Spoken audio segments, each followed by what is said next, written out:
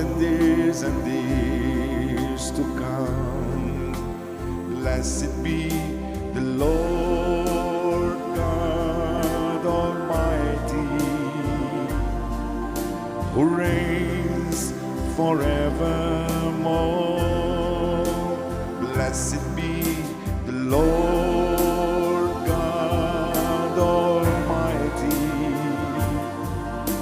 who was and is to come. Blessed be the Lord God Almighty, who reigns forevermore.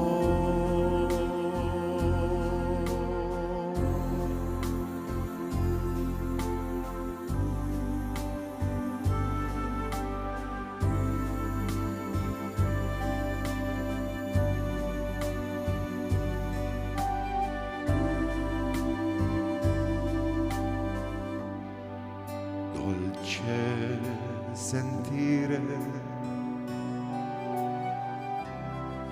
come nel mio cuore or umilmente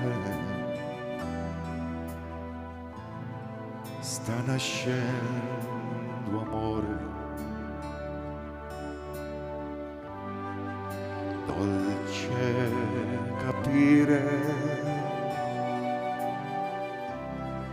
che non so più solo,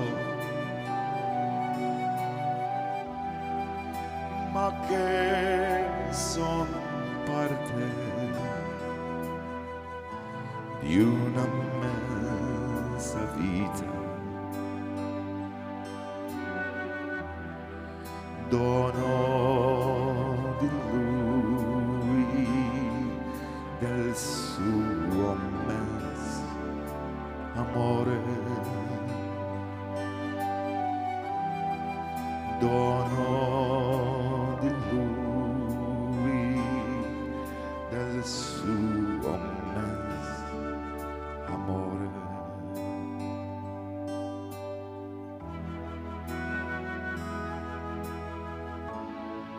Chi ha dato il cielo e le chiare stelle, fratello sole e sorella luna, la madre terra con frutti, prati e fiori, il fuoco, il vento, l'aria, l'acqua pura, fonte di vita per le sue creature. Hainatullah, Hainatullah al-Jizya Madwana Uheya Dinya Aliyahu Ali.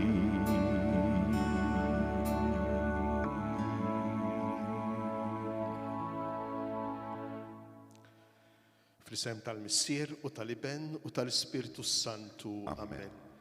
Il-grazzja ta' Sidna Ġesu Kristu, l-imħabba ta' Alla u l-għaqda fl-Ispirtu Santu tkun magħkom il-koll. U miegħek ukoll.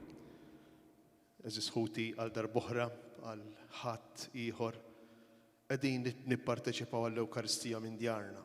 Għalhekk inħeġġiġkom biex inħallu minn idejna, nippruvaw niġbru l-menti tagħna, il-moħħ tagħna, il-qalb tagħna biex nagħtu dawn il-ftit minuti, dawn it-3 kwarti lil mulej u li tagħna kull ħin kull enerġija, kull ma aħna u kull ma għandna.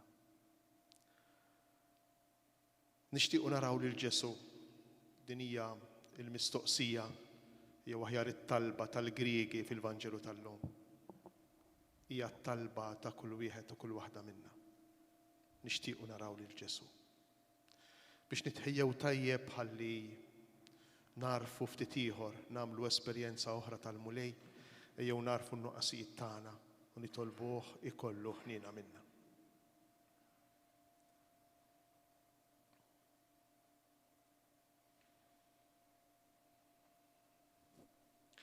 Nistqar l-Alla li jista' kollox u lilkom ħuti li jiena dnibt ħafna bil-ħsieb, bil-kliem u bil-emil u bil-ħallejt mirjieti, ħtija tiegħi, l-ikbar ħtija tiegħi. Għalhekk nitlob lill-imqaddsa Marija dejjem Verġni, lill-anġli lill-qaddisin kollha u lilkom ħuti biex titolbu għalija lill-mulej Alla tagħna.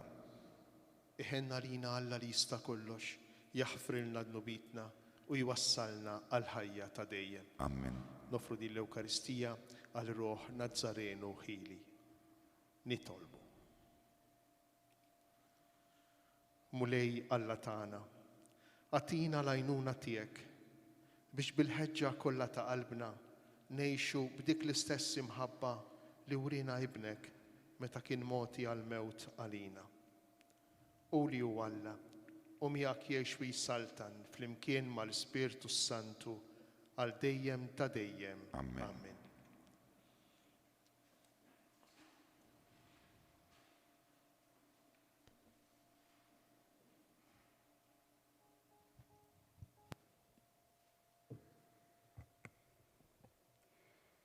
Qari mill-ktieb tal-Profeta Ġeremija.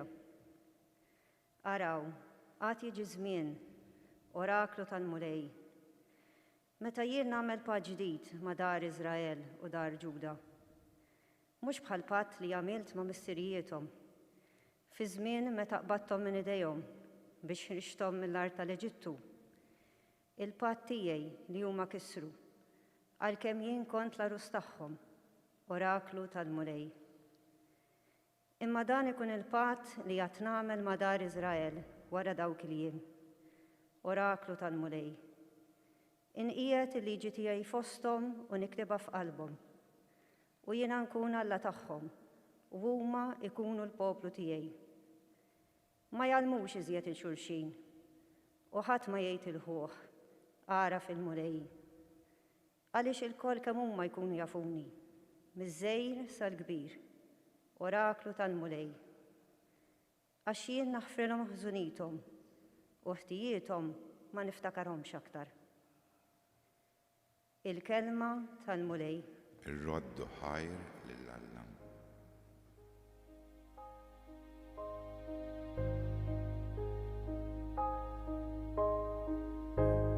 Hawn jien mulej infarrak b'dil-ħajja.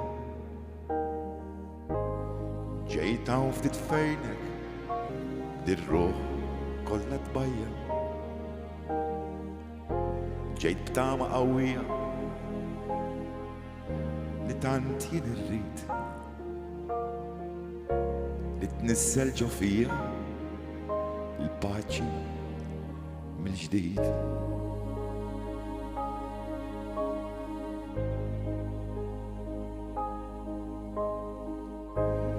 Grazzi ħabib tal-li ħadd mill-ħin tiegħek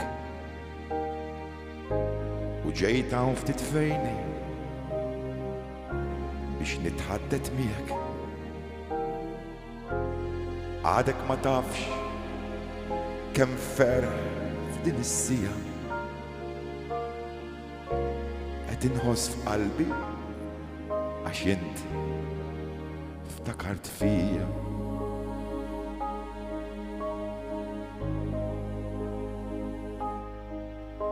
Kemm ħin nagħmel waħdi, kemm sejjer indum magħluq f'din il-kaxxa nittama kuljum li tiġi ftit fejni jien lest li natik serħan ġewwa qalbek bil-paċi nimlik.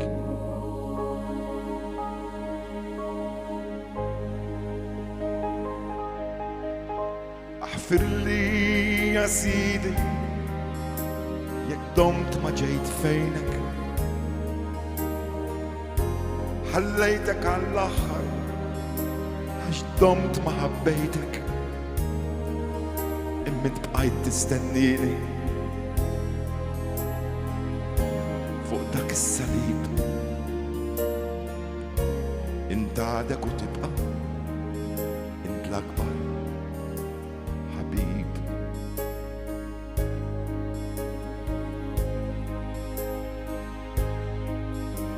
Aħfir li ja Sidi jekk domt ma ġejt fejnek ħallejtek għall-aħħar għax domt ma ħabbejtek immint bqajt tistennini fuq dak is-salib int għadek u tibqa' int l-akbar ħabib.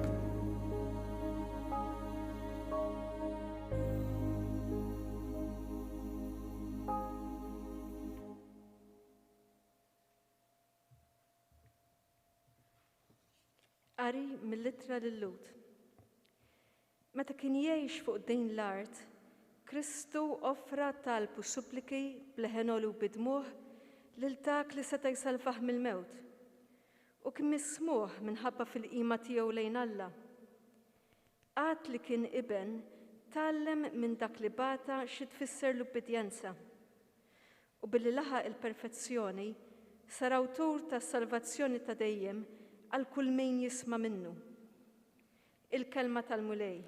Ir-roddu ħajr lill-Alla. Gloria u tifħir lilek Kristu.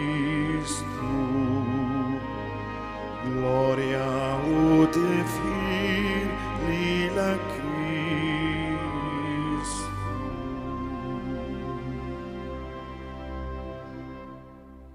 Jekk xi ħadd irid jaqdini u għandu jimxi warajja u fejn inkun jien hemm ukoll ikun il-qaddej tiegħi. Gloria u tifħir lilek Kristu.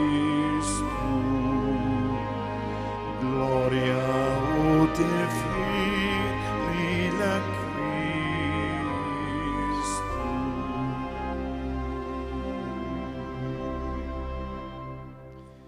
Il-mulej ma'kom Miegħek ukoll. qari mill-Evanġelju skont San Ġwan. Glorja lilek, mulej. F'dak iż-żmien, fost dawk li telgħu biex iqimu lil Alla fil-festa, kien hemm xi Griegi. Daw marru għand Filippu li kien minn Betsajda tal-Galilija u talbuh, Sinjur, nixtiequ naraw lil Ġesu. Filippu mar jgħid lill-Indrej, u mbagħad Indrej u Filippu marru jgħidu lil Ġesu. U Ġesu weġibhom, waslet is-sija li fiha bin il-bniedem ikun igglorifikat. Tassew ngħidilkom, jekk il-ħabba tal-qamħ ma taqax fl-art u tmut, tibqa' weħidha, imma jekk tmut tagħmel ħafna frott. Min iħobb lil ħajtu jitlifha, imma min jobgħod lil ħajtu f'din id-dinja iħarisha għal ħajja ta' dejjem. Jekk xi ħadd irid jaqdini u għandu jimxi warajja u fejn inkun jien hemm ukoll ikun il-qaddej tiegħi. Min jaqdi lili il-missier jagħtih ġieħ. Issa qiegħed inħoss ruħi mħawda u x'naqbad ngħid? Missier eħlisni minn din is-sija, imma jien għalhekk ġejt għal din is-sija. Missier, għati glorja lill-ismek. Dak il-ħin instema' leħen mis-sema Jien diġà glorifikajtu u nerġa' niglorifikah. In-nies li kienu hemm semgħuh u qalu li kien qiegħed iried. Oħrajn qalu kellmu xi anġlu. Ġesu wieġeb: dan il-leħen ma ġiex għalija imma għalikom. Il-ġudizzju ta' din id-dinja qiegħed isir issa. Issa se jitkeċċa l-prinċep ta' din id-dinja. U meta nintrefal fuq mill-art, jiena niġbed il-bnedmin kollha lejja. U qal dan biex jurihom bliema mewt kien sejjer imut. Il-kelma tal-mulej. التفخير ليلك كريستو.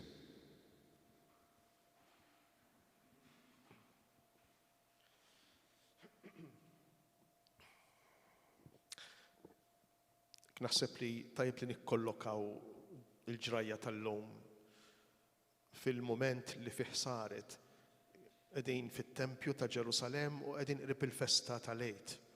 U kif qedna fil-ħdud li għaddew, mhux kulħadd kien jista' jidħol fit-Tempju il-ġewwanet fit-Tempju ta' Ġerusalemm, il-pagani dawn il-Griegi li għalkemm kienu simpatizzanti ta' reliġjon Ġudajka però baqgħu Griegi kienu mhumiex Lowt ma għamlux iċ-ċirkonċiżjoni, ma setgħux jidħlu l-ġewwa il-ġewwanet fit-Tempju ta' Ġerusalemm. U minn dak li setgħu ippruvaw jieħdu li jistgħu.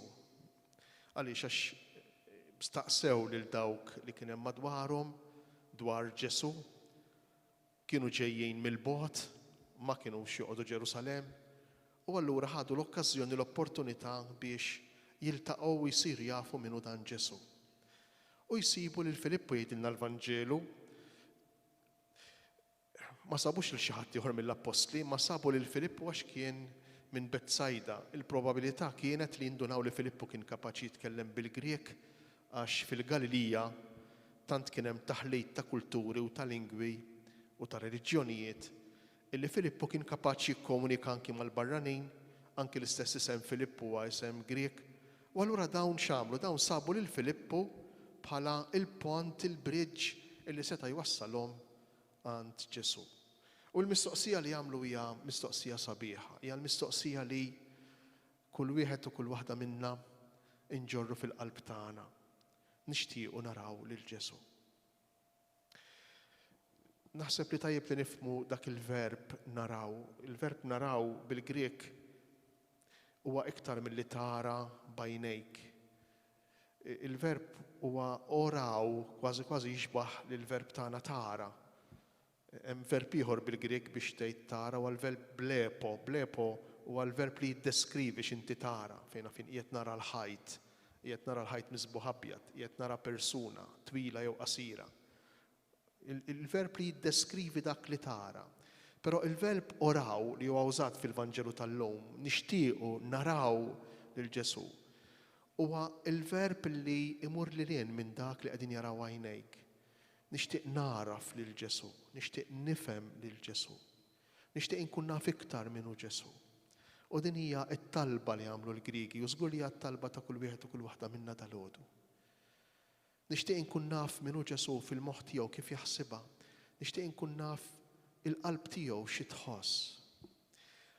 U naħseb ta' min iqaf jirrifletti ftit bis-serjetà fuq il-fatt li meta jien nara lil Ġesu, meta jien nara fiktar lil Ġesu, meta jien ninduna minnu Ġesu fil-ħsieb tiegħu fil-qalb tiegħu, inkun qiegħed ninbidel jien. Kien naħseb li rridu nieqfu ftit fuq għadejn dalgħodu. Meta jien ninduna naraf tassew persuna li għandi qudiemi, meta jien nifhem u naraf iktar lir-raġel jew lill-mara tiegħi, jew nifhem u naraf iktar ħabib tiegħi li naħdem jew fuq ix-xogħol, mhux hu ikun qed jinbidel, hu jibqa' kif kien, imma huwa jien li qed ninbidel. U allura fl-għarfien veru ta' Ġesu hemm il-bidla fil-qalb tiegħi, hemm il-bidla fil-persuna tiegħi. Kemm jaqblilna insiru nafu, narfu fil-profondità, nintuwixxu, nidħlu fil-fond tal-qalb u tal-moħħ tal-persuna ta' Ġesu. Għax huwa aħna li ninbidlu, huwa l-mod ta' kif naraw aħna li jinbidel, mhux hu. U għal din il-mistoqsija, anzi qabel xejn, Filippu jmur ifittex il-Lindri, anki din hija tifsira sabiħa ħafna. Lanqas ħadd waħdu mhu kapaċi jaraf minnu Ġesu. Imma hemm bżonn li jkunu ħafna flimkien. Hemm bżonn li ikun hemm l-esperjenza ta' diversi nies li tista' tgħinna narfu minnu tassew Ġesu. Jekk jien inħalli persuna waħda tressaqni lejn Ġesu, aktarx l-esperjenza li ser nagħmel ta' Ġesu se tkun limitata, se tkun ridotta. U allura Filippu jmur fejn Indrija. U anki dan Indrija, l-isem Indrija l-kemm ħu Pietru, anki dan hu minn Betsajda, u ismu l-isem Indrija huwa isem Grek. U mbagħad Indrija u Filippu tnejn imorru ħdejn Ġesu. U kif tkun ir-risposta ta' Ġesu? Waslet is-sija li fiha bin il-bniedem ikun glorifikat. Hija risposta li taħsadhom lilhom u lilna. Xi risposta hi? Nistaqsik min int, nixtieq insir nafek iktar fil-fond tal-persuna tiegħek, fil-fond tal-qalb tiegħek, u inti rrispondini waslet is-sija li fiha bin il-bniedem ikun glorifikat. Mingħajr forsi ma nindunaw b'mod espliċitu b'mod daqshekk dirett, Ġesu qiegħed jgħidilna tassew minnu. Qiegħed ikompli jikxef parti oħra mir-realtà interna tiegħu, mir-realtà tal-qalb u tal-moħħ tiegħu. Waslet is-sija. Hekk tinsewx din il-kelma sija fil-Vanġelu ta' San Ġwan sa mill-kapitlu 2, meta kien fit-tiċ ta' Kana, is-sija tiegħi għadha ma waslitx qalilha lil Marija Ġesu. X'inhi din is-sija? Il-mument tiegħi għadu ma wasal. X'inhu dan il-mument ta' Ġesu, din is-sija ta' Ġesu? Meta se tasal l-ogħla okkażjoni ta' ħajti? Meta se nilħaq il-climax, il-milja tal-esperjenza tal-ħajja tiegħi? Meta għal Ġesu din is-sija tikkoinċidi, din is-sija isseħħ meta jiġi merfuħ fuq is-salib. Għal Ġesu qiegħed jgħidilna fil-Vanġelu meta jkun merfuħ ikun glorifikat. Meta juri b'mod ċar kif iħobb il-missier u fuq is-salib u moti, dan il-ġisem moti, din il-persuna motija għal bnedmin saħansitra għal dawk li huma prepotenti, aggressivi, imma motija dak il-ħin Ġesu huwa glorifikat, jilħaq il-climax ta' ħajtu. Dakinhar waslet is-sija tiegħu. Dakinhar waslet is-sija tiegħu. Dakinhar bin il-bniedem ikun glorifikat. Interessanti għax juża l-kelma bin il-bniedem u din il-kelma bin il-bniedem ma tirreferix bis-salih, imma tirreferi għal kull bniedem, għal kull bniedem. Bħalli kieku Ġesu li tgħidilna isma', meta intom issiru tafu li jien il-climax ta' ħajti għalija u fil-waqt li jien qed immut fuq is-salib, qiegħed nagħti lili nnifsi, qiegħed nuri l-imħabba kbira li għandu l-missier għall-bniedem, meta intom qed tindunaw li jiena hekk, fl-istess waqt intom qed titgħallmu li l-climax tal-ħajja tal-bniedem, il-climax tal-ħajja tiegħek, il-quċċata, is-suċċess il-kbir, is-self-realization il-kbira ta' ħajtek tkun meta tagħti lilek innifsek. Meta tħobb. Meta ma tfittix għalik. U dan kollu jmur kompletament il-kontra ta' kif timxi d-dinja, kontra l-kurrent. U jkompli Ġesu. Ikompli juri tassew minnu, tassew ngħidilkom. Jekk il-ħabba tal-qamb ma taqax fl-artu tmut, tibqa' weħida.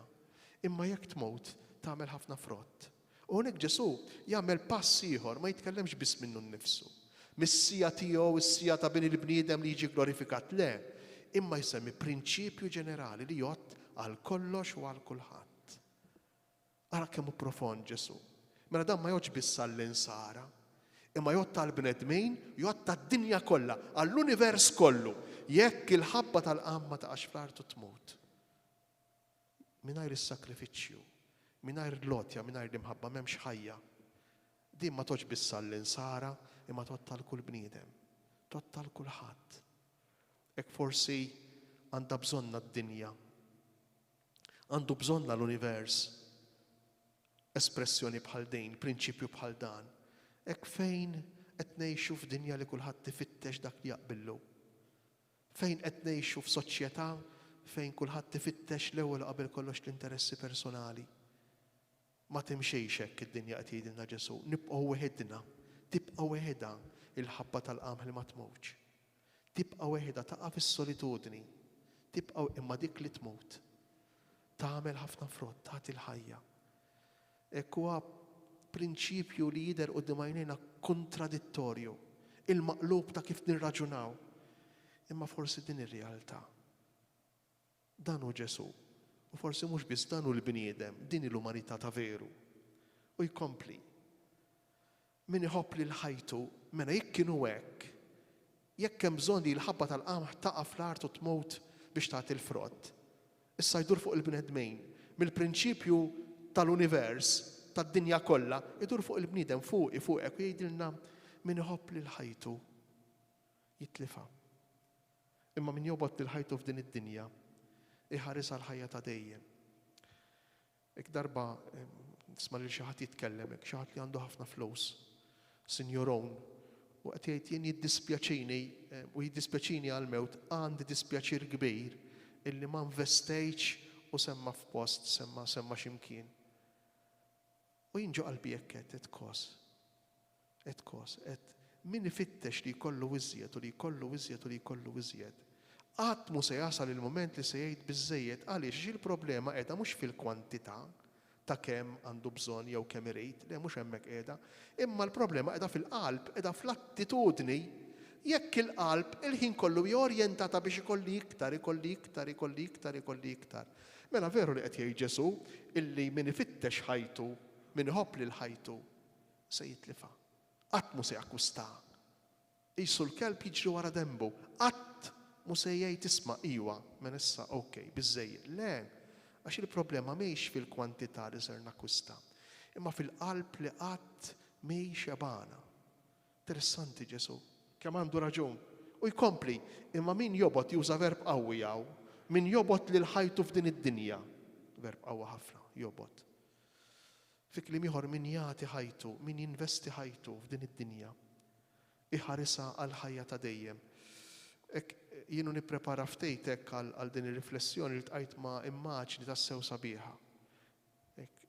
Il-ħajja tagħna qisha ilma ftit ilma fidejna, maqbud fidejna. Hekk jew hekk dan l-ilma se nitilfuh jew malajr jew iktar il quddiem se jintilef hekk jew hekk. Issa dan l-ilma jista' jew jintilef jew inkella nagħtuh. Jew jintilef jew nitfuh f'qasrija biex tagħti l-frott, jew jintilef jew nagħtuh il xi ħadd biex jixorbu. Imma jew hekk dan l-ilma destinat li jintilef.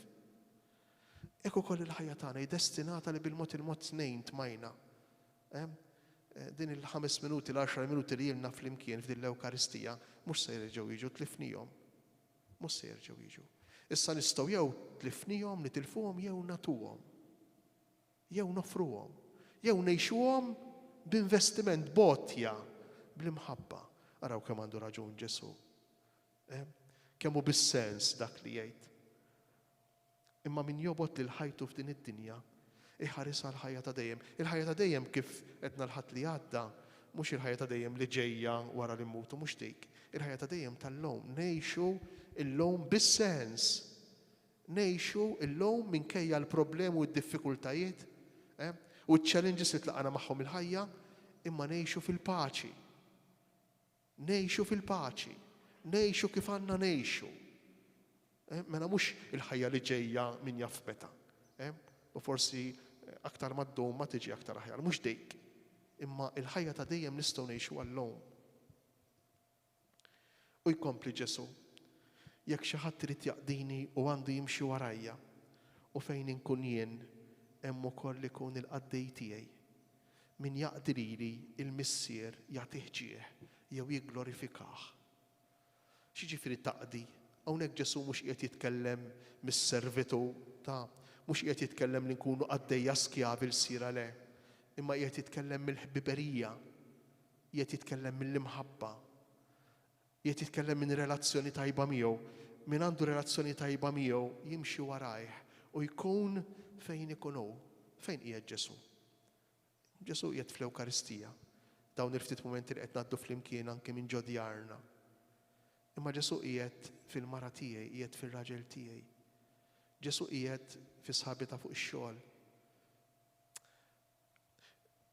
Ma nixtieqx naqgħu fir-retorika, fil-paroli fil-vojt. Imma bis-serjetà, fil-verità, Ġesu qiegħed fil-persuni. Imma fuq kollox qiegħed fil-persuni l-iktar li għandhom bżonn. Ġesu jinsab fil-persuni l-iktar li huma fil-periferija, fil-foqra, fil-batuti. U hemmhekk qiegħed Ġesu fejn inkun jien hemm ukoll ikun il-qaddej tiegħi u l-missier jigglorifikah. Ma ninsewx il-kelma glorifikazzjoni li tkellem minna Ġesu fil-bidu tal-Vanġelu.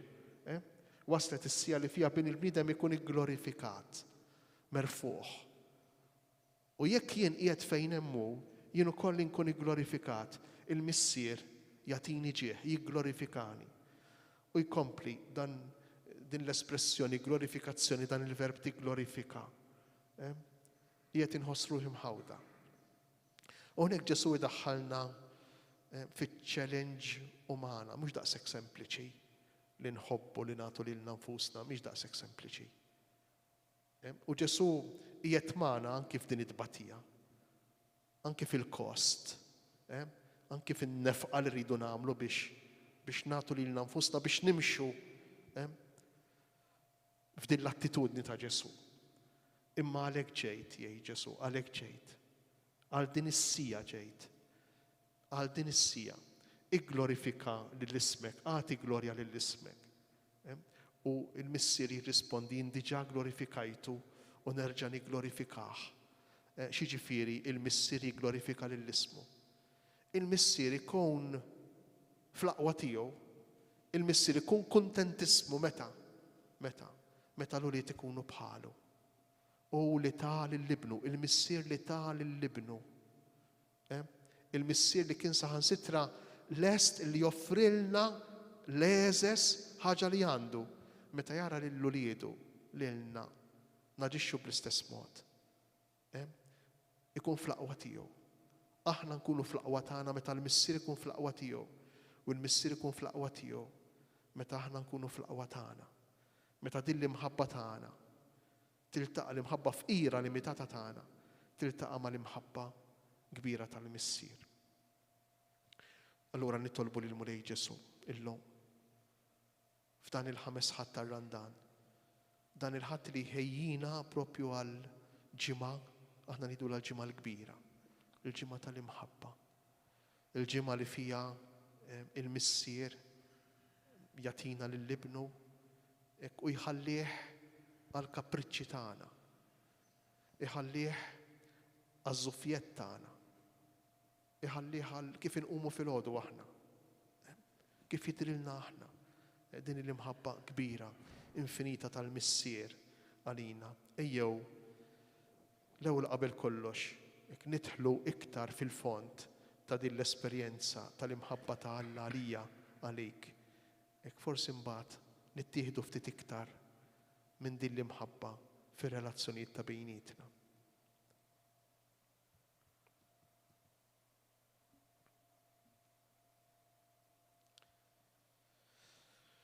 Jiena nemmen f'Alla wieħed il-missier li jista' kollox li ħalaq is-sema u l-art, dak kollu li jidher u dak li ma jidhirx. U f'Mulej wieħed Ġesu Kristu, iben waħdini ta' Alla, imnissel mill-missier qabel kull żmien. Alla minn Alla, dawl minn dawl, Alla veru minn Alla veru, imnissel mhux magħmul, natura waħda mal-missier u bih sar kollox. Niżel mismewwi għalina l-bnedmin u għall-fidwa tagħna, u ħal-ġisem bis-seta tal-Ispiritu Santu minn Marja Verġini u sar bniedem. Salbuha għalina, bat taħt Ponzju Pilatu, miet difnu. Fit-tielet jum għam minn bejn skont il-kotba mqazza u tela s-sema, qiegħed fuq l-lemin tal-missier. U għandu jerġa' jiġi bil-glorja biex jagħmel ħaq mill-ħajjin u mill-mejtin, u s-saltna tiegħu ma jkollix tmiem. U fl-Ispiritu Santu Mulej li jagħti l-ħajja li ġej mill-missier u mill-liben li hu meqjum u mweġġaħ flimkien mal-missier u mal-liben u li tkellem f'hom il-profeti. Fi Knisja waħda qaddisa Kattolika Apostolika, nistqarma mudja waħda l-maħfra tad-nubiet, nistenna l-qawma mill-imwiet u l-ħajja ta' żmien ġej. Amen. Fiduċja sħiħa, ejjew nresqu t-talba tagħna lil Mulej f'dan il-jum illi fih mhux biss wedna li jismana, imma saħansitra jagħtina lill-istess ibnu bħala rigal għal ħajja ta' dejjem tagħna. Nitolbuk Mulej biex tħares il-Knisja tiegħek lill-Papa, lill-Isfijiet, lis-Saċerdoti, mod partikolari lil dawk kollha li qegħdin iwasslu l-kelma tiegħek f'dan iż-żmien. Nitolbuk għall-lajċi kollha, għall-familji kollha biex tnissel fina spirtu ta' smieħ, spirtu ta' disponibilità biex nilqgħu tassew bil-qalb id-doni li tibatilna. Nitolbu, ismana, nitolbuk Mulej. Nitolbuk għal dawk kollha li qegħdin ibatu, mu speċjali bħalissa f'dan iż-żmien ta' pandemija. Nitolbuk għal morda, dawk li qegħdin kwarantina, forsi mhux waħda, forsi t-tieni waħda jew it-tielet waħda. Nitolbuk Mulej għal dawk li tilfu x-xogħol jew qegħdin jibżgħu li jitilfuh. Nitolbuk għal dawk li qegħdin fi kriżi ekonomika. Nitolbuk Mulej għal dawk li qegħdin fil-front. Nitolbuk għalina l-koll biex ikollna dejjem iktar is-sens ta' responsabilità, biex narfu iktar li aħna niddependu minn xulxejn mill-imħabba, mill-rispett reċiproku. Nitolbu. Ismana, nitolbuk Mulej. Nitolbuk Mulej għall-irwieħ tal-mejtin tagħna, mod speċjali llum nitolbuk għar-roħ ta' Nazzarenu Ħili. Nitolbuk Mulej biex tagħtihom id-dawl u lena flimkien mal-anġli u l-qaddisejn tas-sema. Nitolbu. Ismana, nitolbuk Mulej. Nitolbuk għalina l-koll f'dan il-ħames ħadd illi fih aħna mal-Griegi nagħmlulek l-istess talba. Nixtiequ naraw lil Ġesu. Għamel illi fil-ħajja tagħna, fil-mumenti li inti tatina ta' ħajjitna, inkomplu nitħabtu, inkomplu nistinkaw biex niltaqgħu miegħek, mod speċjali fil-kelma li inti tħallilna, niltaqgħu miegħek fil-foqra, fil-batuti, niltaqgħu miegħek fil-familji tagħna, forsi ma' dawk l-iktar jew ma' dawk l-inqas li joġobna nkunu magħhom. Nitolbu. Ismana, nitolbuk Mulej. Issa kulħadd minn djaru fi skitt ta' qalbna nżidu t-talba tagħna.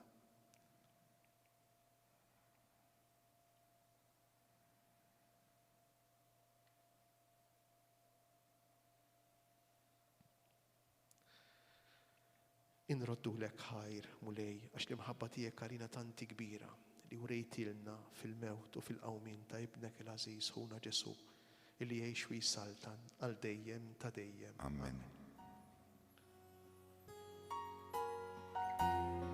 Fejn tista' tkun ja Sidi? Fittixtek kull imkien. Ma nafx jekk din ix-ħolma. Fittixtek kull imkien. Nżilt saqeħ il-baħar. Ma stajt narak imkien. Tlajt fuq la muntanja. Ħarist ma kull imkien. Fejn tista' tkun ja Sidi? Tgħid qiegħed fil-widien. Tgħid nieżel mal-muntanja. Qalb ġebel u għolliq. Bit-tama ġewwa qalbi li nilmaħ lil-ħalliq. Tgħid nimxi tul ix-xmara. Isserreb għall-plolijiet. Bqajt ma l-maħtikx ja Sidi. Tgħid qiegħed ġew l-bliet. Lejn l-bliet l-irħula. Bqajt sejjer bla dewmien. Bit-tama ġewwa qalbi li nilmħek jien x'imkien. Xin kważi kont tajt qalbi.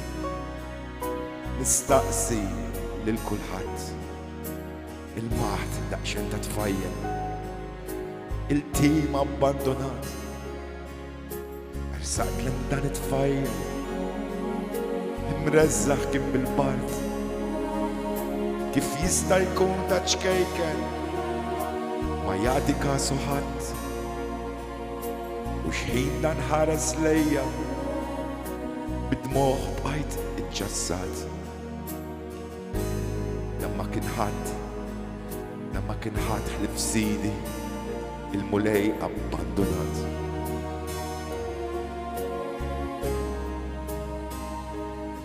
لما كان حاتحلف سيدي المولاي أبندونات.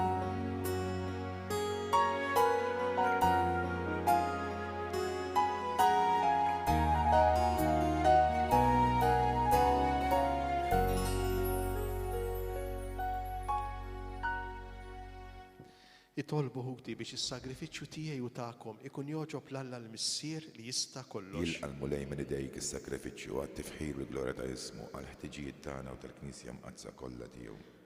U Alla li tista' kollox għati widden għat-talb tagħna u bis-saħħa tas-sagrifiċċju li nofrulek naddaf lil qaddejja tiegħek li minn għandek ħadu t-talim tal-fidi nisranija bi Kristu Sidna. Amen. Il-mulej magħkom. Mijak ukoll. Nerfgħu lubna l-fuq. Nerfewhom lejn il-mulej. Nisuħar lil mulej Alla tagħna. Hekk sewwa u xieraq. Sewwa u xieraq tas-sew mulej missier qaddis Alla ta' dejjem li tista' kollox. Tajjeb u taġit għalina li dejjem u kullimkien inroddulek ħajr. Għax bil-passjoni ta' ibnek li salvatna, il-bnedmin kollha għarfu jħossu li għandhom jistqarru l-kobor tiegħek meta bil-qawwa tal-aġeb tas-salib sar ħaq mid-dinja u feġġet is-seta ta' Kristu msallab. Għalhekk mulej aħna wkoll mal-anġli u l-qaddisin kollha tiegħek infaħruk u b'ferħ kbir intennulek qaddis, qaddis, qaddis, mulej Alla tal-eżerċiti, ismewwitu l-art mimlija bil-glorja tiegħek. Osanna fil-għoli ta' smewiet, imbirek minn ġej fis-sem il-mulej, osanna fil-għoli ta' smewiet. Qaddis tas-sew int mulej inti lajn ta' kull qdusija, qaddis għalhekk nitolbuk dawn l-offerti bil-barka tal-Ispirtu tiegħek biex isiru għalina il-ġisem u d-demm ta' Sidna Ġesu Kristu li meta kien sejjinata biex minn rajh jibati ħajl ħobs, ratt il-ħajr qasam tal id-dixxipli tiegħu u qal: ħudu u kulu il-koll minn dan, għax dan huwa ġismi li jingħata għalikom. Sinjur tiegħi, u Alla tiegħi.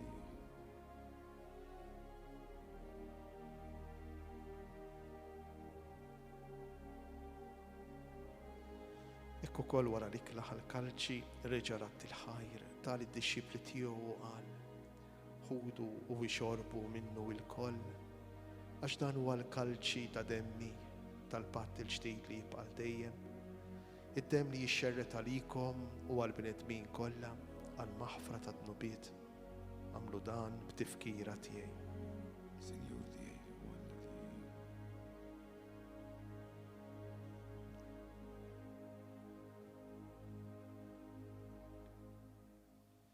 Dan hu il-misteru tal-fidi. Kull darba li niklu dal-ħobs u nixorbu dal-kalċi, inħabru l-mewt tiegħek mulej sa ma tiġi. Għalhekk aħna u nagħmlu dan b'tifkira tal-mewt u l-qawmien ta' Sidna Ġesu Kristu, nofrulek mulej il-ħobs tal-ħajja u l-kalċi tas-salvazzjoni u nroddulek ħajra xoxbok tilqana hawn quddiemek biex naqduk. U miċ-ċokon tagħna li tolbu li l-Ispirtu Santu jaqadna f'ġisem wieħed lilna li nieħdu sehem mill-ġisem u d-demm ta' Kristu. Ftakar mulej fil-Knisja tiegħek imxerda mad-dinja kollha u ittaqa' fl-imħabba flimkien mal-Papa Franġisku miegħi qaddej tiegħek mingħajr ma jistħoqli mal-Isqof Charles, l-Isqof Joe, l-isqfijiet u l-ministri tiegħek kollha. Ftakar fil-qaddej tiegħek Nazzarenu Ħili illi joxbok issejjaħlu għal għandek minn din id-dinja. Għamel li kifu bil-mamudija mitfibnek u bħal-ibnek, hekk ukoll fibnek u bħal-ibnek jirxoxta għal-ħajja. Ftakar ukoll fħutna li raqdu bit-tama tal-qawmien. Ftakar fil-mejtin kollha. Daħħalhom quddiemek fid-dawl tas-sebħ tiegħek. Ħen għalina l-koll nitolbuk, għati lilna wkoll il-wirt tal-ħajja ta' dejjem flimkien mal-Verġ li mqazza u Malla Marija, ir-raġel tagħha San Ġusepp, l-Apostli l-Qaddisin kollha li għexu fil-ħbiberija tiegħek sa mill-bidu tad-dinja. Għamel li magħhom infaħruk u nsebħuk b'Ġesu Kristu ibnek. bi Kristu ma' Kristu fi Kristu jingħata lilek Alla Missier li tista' kollox flimkien mal-Ispirtu Santu kull ġieħu glorja għal dejjem ta' dejjem. Amen. Ejjew nitolbu kif għallimna u ridna nagħmlu li ben ta' Alla għas-salvazzjoni tagħna. Kantaw flimkien. Missierna illi jent fis-sema ikun imqaddes ismek tiġi salnatek ikun dak li trid kif fis-sema hekk dak fl-art ħobsna ta' kuljum għatina int illum aħfrilna nubietna bħalma naħfru lil minu ħati għalina la taħallix fit-tiġrib iżda ħlisna mid-deri issirna li inti fis-smawi missirna li inti fis-smawi. Ħlisna nitolbuk mulej minn kull deni għatina fit-tieba u l-ħnina tiegħek il-paċi fi żmienna biex inkunu ħielsa dejjem mid-dnub u mħarsa minn kull inkwiet. Aħna u nistennew u nittamaw lejna u l-miċja tas-Salvatur tagħna Ġesu Kristu. Għax tiegħek hija s-saltna l-qawwa u l-glorja għal dejjem. Mulej Ġesu Kristu li qed l-apostli tiegħek inħallilkom isliem nagħtikom isliem tiegħi. La tħarix lejn nubitna, iżda ħares lejn il-fidi tal-Knisja tiegħek. Għatija sliem u l-għaqda li jien trid fija.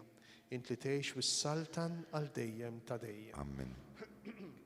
Il-paċi tal-mulej tkun dejjem magħkom. U miegħek ukoll. Għatu l-paċi lil xulxin. Il-paċi magħkom.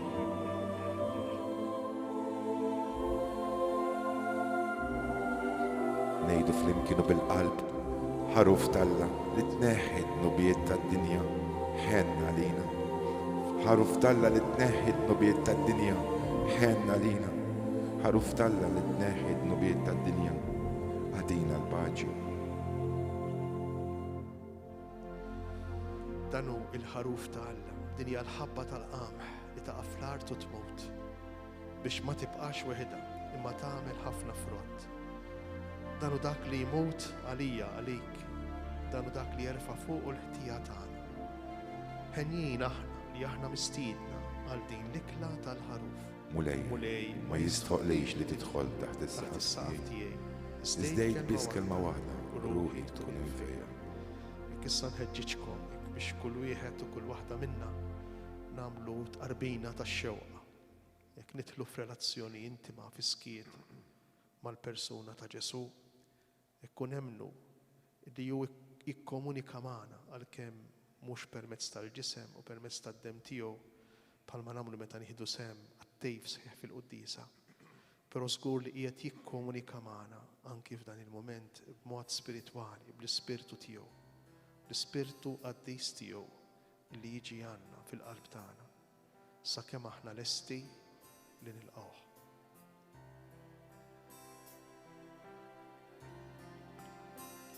X'in jasal dal-ħin mulej biex jien nirċevik. Wisq nibsa illi m'għandi jien xejn x'natik. Ħlifniket u għawġ mulej. Problemi inkwiet. Dan li sessib ġo qalbi mistur fiskiet. Qalb li temmen fik kull mandi jien x'natik. Għaliex il-ħarsa ta' għajnejk long tixbidni lejk. Qalb li temmen fik bla sabar tistenni. عيد لي فين سمور مولاي يجدن القلب تستريح بس فيك عيد لي فين سمور مولاي يجدين القلب تستريح بس فيك شن يصل للحين مولاي بشين نرجع فيك وزن نبزة اللي ما عندي ينشي شناتيك حلف نكت وعوج problemi inkwiet dan li sessib ġo qalbi mistur fiskiet qalb li temmen fik kull mandijin xnatik għaliex il-ħarsa ta' għajnejk dlok tixbidni lejk qalb li temmen fik bla sabar tistennik għid li fejn semmur mulej din القلب تستريح بس فيك عيد فين سموه مولاي din القلب تستريح بس فيك